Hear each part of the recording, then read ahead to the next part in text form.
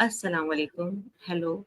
Hello. This is Sadia Confidence Wali. I'm from Pakistan, Karachi, and I am the founder of Sadia Confidence Wali Digital School, and I am online trainer where I teaching graphic designing.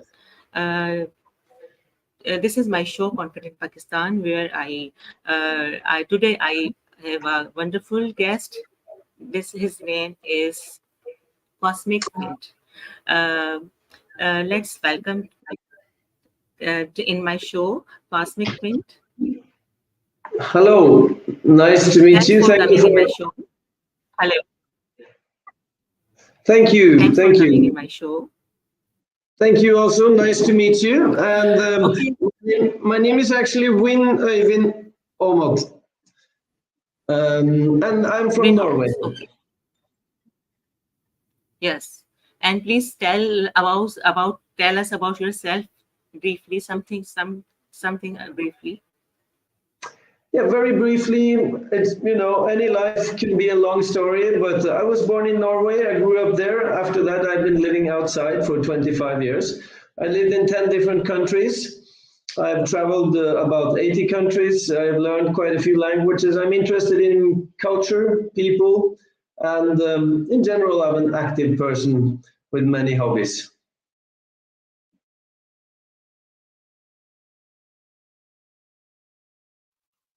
Good. Very nice. Okay. Okay. Viewers, we today we talk about Norway education system. Mhm. Now, my first question is, Mr. Vin, what are the key stages of the education system in Norway? The key status, you mean like how it is working today? Well, basically, it's separated into elementary school, which is first to seventh degree, and then you have junior high school, if we translate it into English. It's, of course, a different name in Norwegian. That's from the 8th to 10th. And then there are different high schools. You have, of course, the ones that lead you to an academic in an academic direction, which you also need if you want to continue at universities that are academically directed. But we also have vocational schools and more vocationally directed, not really universities, but colleges. And when you get through that, of course, then you can, in both those directions, you will be able to choose similar to bachelor in the beginning, and then you may go on to a master and a PhD, which is basically an international system. I don't know if it's the same in Pakistan, but it's distributed quite much all over the world. For the vocational schools, you may take a couple of years in your high school age, meaning from 16 to 18, that actually gives you some of the skills that you need to go on to these vocational colleges. So there you may have a shorter college education later. It depends on different fields of study, but like typically a carpenter or plumber, electrician, you will not spend that much time in school after high school, but rather have 1 to 2 years and then go out in learning by doing, basically becoming an apprentice or an intern in a company, partly paid, not like a normal salary, but still enough to make ends meet. And then depending on the skill and the field, normally it's 3 to 4 to 5 years, you will have a public certification that you may also go out and start your own company or do these things by yourself without guidance.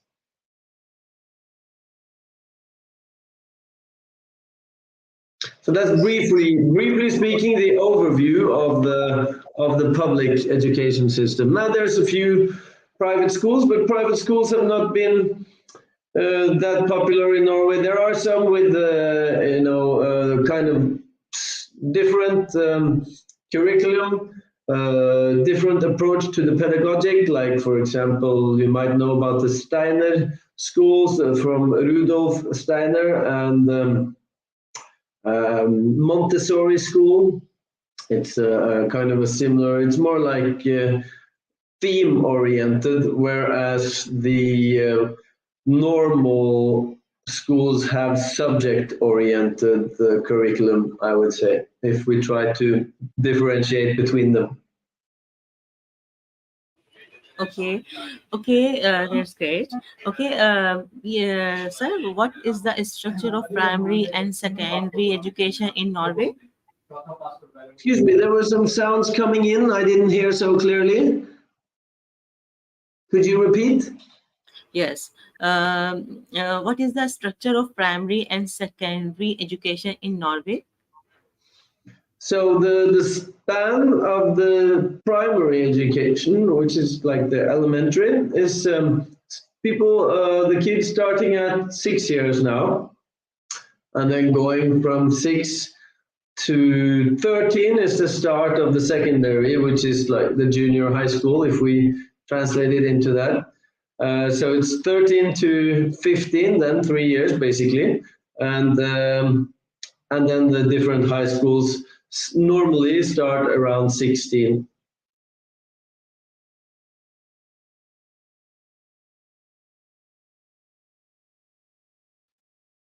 And now I can't hear you. It looks like you are muted. Yes. Okay. Okay. How is the quality of education Norway assessed and maintained? Uh, The you said quality, the yes. quality in relation to in relation to what? Excuse me.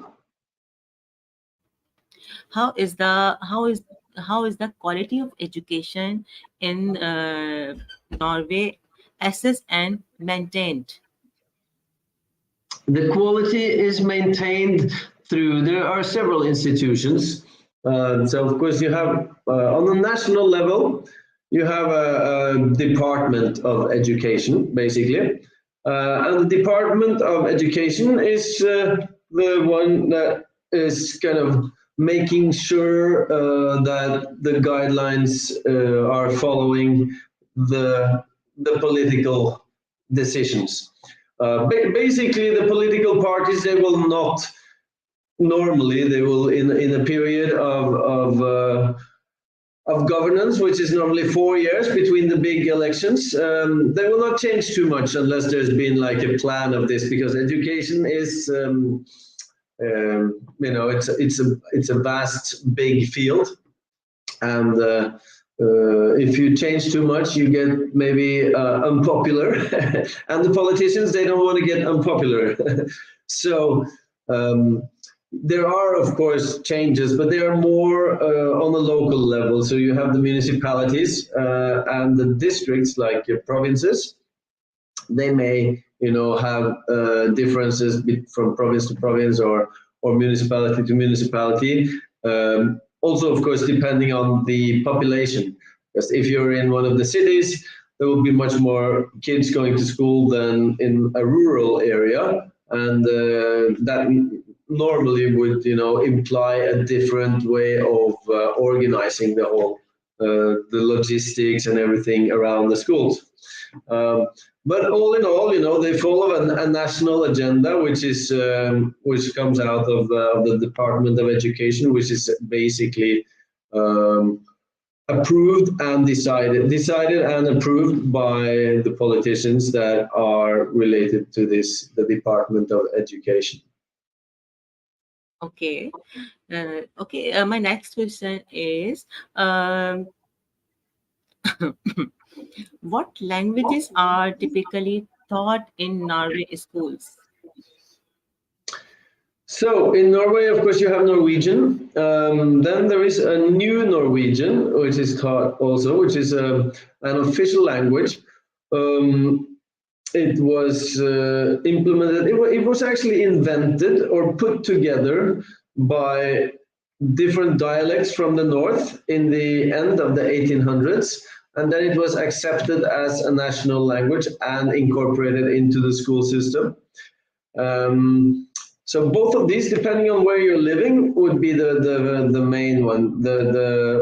the first like main Norwegian, we can say. It's most common in the south. In the north, you actually have schools that teach the new Norwegian as the main course, and then you still have to learn the main Norwegian, but then it's more similar. If you're in the south, you will have less classes with new Norwegian. In addition, there is one ethnic minority officially recognized in Norway, which is like a native minority. It's the Samis or the Laps. They live in the north and they have their own language also. So in those regions, the three northernmost regions, Sami language is also taught to the people that have the ethnic origin of Sami. So that's like the national setting. In addition, now English is it's not too many years ago, but now it's actually taught from grade one in elementary or primary school. From grade 4 or 5, you may start to touch upon other languages, but they are elective courses, so you can choose to take them. And that is the same when you get into junior high. Actually, there was some previously, I guess, English didn't start until the 4th grade, but as it's seen as such a useful tool in the global world of today, and with all the internationalization and connections across borders and continents that is going on. A few years ago, they decided to, a few years is more than a few years, so maybe let's say 10 to 15 years ago, English entered and started to be taught already on the first level. In addition, now when you get a bit further, some schools, especially in the urban areas where there's more people, more kids, they teach a lot of languages, but again, you have to choose them. So you can even have Chinese or Urdu, I believe, and the most common ones are German, French, and Spanish, based on European descent, and also because those are those are large languages connected to the culture of Europe that are used also in other parts of the world. So normally, an average student going for an academic direction, in addition to English, normally chooses one, perhaps two other languages. But to be very frank and honest, when they finished their high school, if they kind of keep on with it, it's still just a pretty low percentage that are able to master the language in a way which makes it possible for them to actually use it in communication with people from other cultures. So I guess that could be related to the person, it could be related to the education, and probably because there's not enough classes per week and you don't have the environment. I would say myself, as I learned several languages, I've been living outside 25 years, traveled a lot. I learned languages when I lived a place where the language is used every day. Then you have the input coming 24 hours, you go out, you see it written, you hear it on the radio, or you hear people talking, even though you don't, actively search for it, it will enter, it will be a part of your surroundings in a way which, at least for me, was important to learn other languages, because then you are in the surroundings, and by being there, it can be, and it was for me much easier to then ask everyone or anyone if you have a question, so you have a lot of teachers, the locals, that also connects you with the local culture and people, which again gives some kind of satisfaction, because you feel that you're a part of something and not outside of something, which again can perhaps be taken into a larger picture, which is challenges that we see in the world today of alienation in societies, and it's not often, or it's not always, at least, so easy to integrate in a new place if you move, especially if you don't have any experience with such.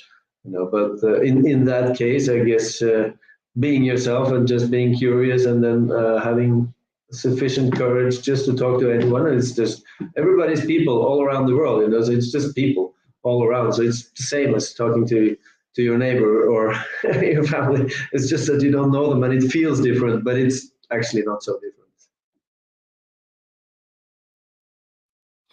Interesting. You did very Norway did very great work. They are uh, uh, teaching many of languages. Okay, what types? No, how does Norway incorporate technology and digital earning in education system?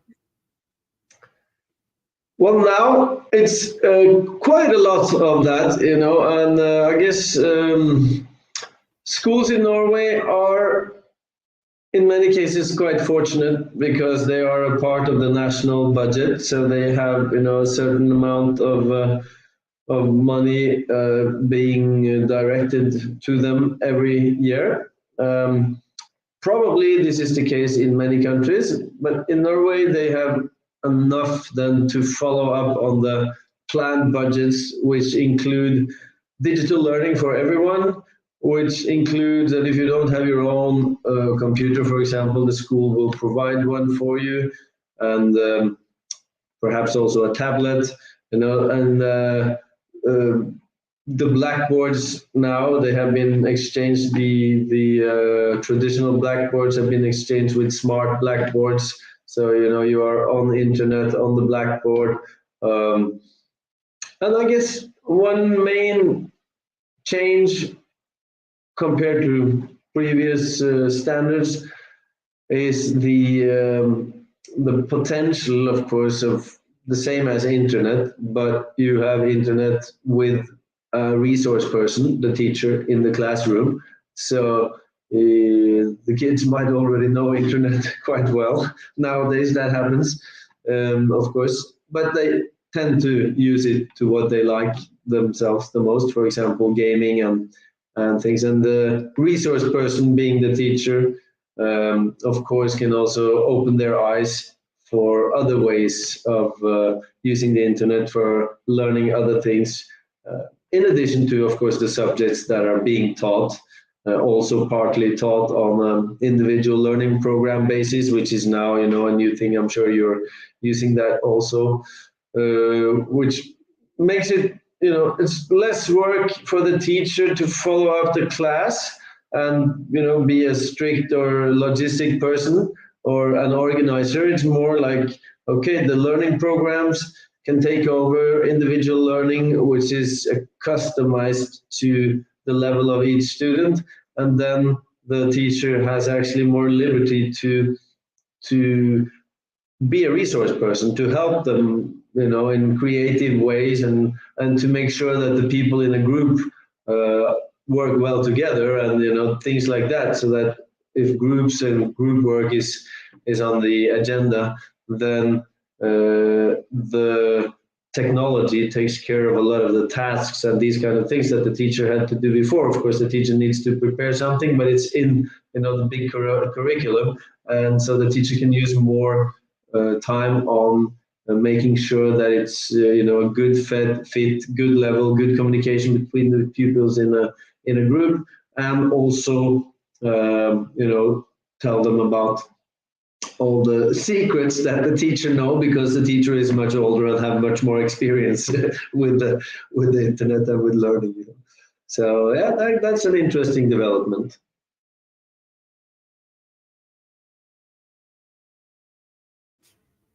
Okay. My next question is, what are the major challenges facing Norway's education system today?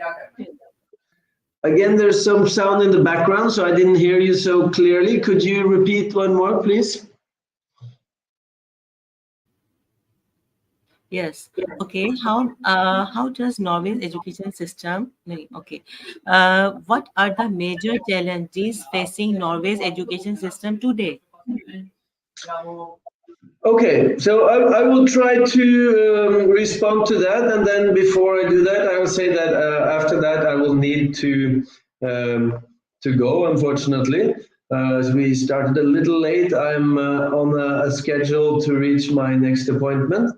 For the challenges, I think even though you progress, there's a lot of challenges always, and there is the differences are growing in Norway between different groups, So even though the country in general is quite wealthy, we see a growing discrepancy and a growing distinction between kids that are coming from well-off families with a very solid base and the opposite. And of course, you have many in between also, but we, ideally, and seeing that the country actually has quite a few resources and a pretty well developed school network, one would hope, that it would go the other way. But unfortunately, it seems that the differences are growing instead of diminishing. And I guess the school system could be the tool that helped to diminish these differences, but it seems not to achieve that, which is set as a goal. The school system is supposed to also help to minimize these differences. So maybe that's a challenge where it is definitely not as successful as many would have hoped for, and as it should be, perhaps, if we see it in that way. Okay. Okay. How does the Norway's higher education system work, and what are its notable features? So basically, at this point, as I mentioned, unfortunately, because that is a pretty vast question, and as I need to move on, unfortunately, to my next appointment, I cannot, as I mentioned before, your last question, that would be my last answer. So I will just need to say thank you for inviting me to this show, and I hope that there was something interesting to get out of this. And I wish you good luck with your Okay. school. How does Norway's higher education system work, and what are the notable features?